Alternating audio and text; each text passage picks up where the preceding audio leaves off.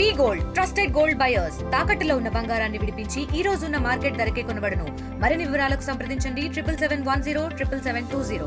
ఇంత ఉత్సాహభరితమైనటువంటి కార్యక్రమాన్ని నిర్వహిస్తున్నటువంటి ఛత్రపతి శివాజీ సేన యూత్ వారిని ప్రత్యేకంగా అభినందిస్తూ, వారు వెన్నంటుండి నడుపుతున్నటువంటి ఆళ్ల మురళిని కూడా అభినందిస్తూ, వారి ముందు సంవత్సరంలో వచ్చేటువంటి జయంతి కానీ వర్ధంతి కానీ లోపులో శివాజీ మహారాజు విగ్రహాన్ని ఇక్కడ కొత్తగూడెంలో మనం ప్రతిష్ఠించిన రోజే వారికి ఘనమైన నివాళులు అర్పించినట్టుగా మనం భావించాల్సిన సందర్భం ఉంది. కాబట్టి ఆ ఉద్దేశంలో ఉన్నటువంటి ఉత్సాహమైనటువంటి యువకులందరూ కూడా ముందుండి విగ్రహాన్ని ఈ రోజు నుంచి లెక్కించి 300 రోజుల్లో ప్రతిష్ఠించేటువంటి కార్యక్రమాన్ని చేపట్టవలసిందిగా వారికి నా తరఫున సూచించడం జరుగుతుంది.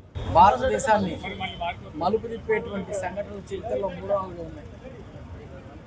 2000 సంవత్సరాలకు పూర్వం అలెగ్జాండర్ దండయాత్ర చేసినప్పుడు మన యొక్క సరిహద్దు దాటుకున్న పురుషోత్తముడు అలెగ్జాండర్ని తరిమి కొట్టాడు. ఆ తర్వాత అనేక శతాబ్దాల్లో అనేక మంది రాజులు పరాయి పాలనలోకి వెళ్లకుండా భారతను కాపాడారు.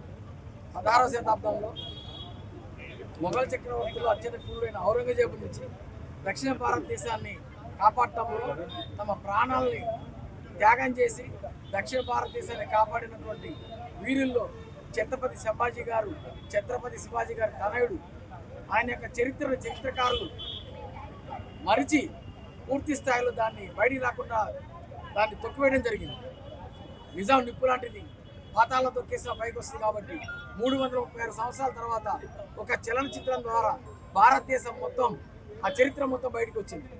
చలనచిత్రాన్ని ఎవరైనా చూడకపోతే దయచేసి అందరూ తెలుగులో వచ్చింది చూడండి. ఈ రోజున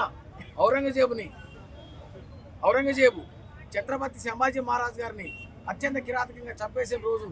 అందుకని ఈ రోజున మొట్టమొదటిసారిగా ఈ కొత్తగూడెంలో మీకు కార్యక్రమాన్ని నిర్వహిస్తున్నాము.